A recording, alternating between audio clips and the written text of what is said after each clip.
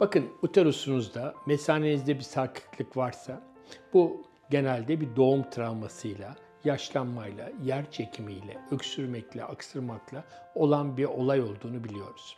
Bu tür defektlerin, bu tür problemlerin çözümü kendi dokularınızla, onarımla olmalıdır.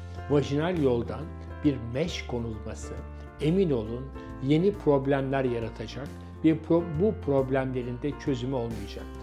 Öneri, eğer bir sarkıklığınız varsa bu kendi dokunuzla, oradaki dokulara kısaltarak ve tamir ederek olmalıdır ve vajinal yoldan olmalıdır.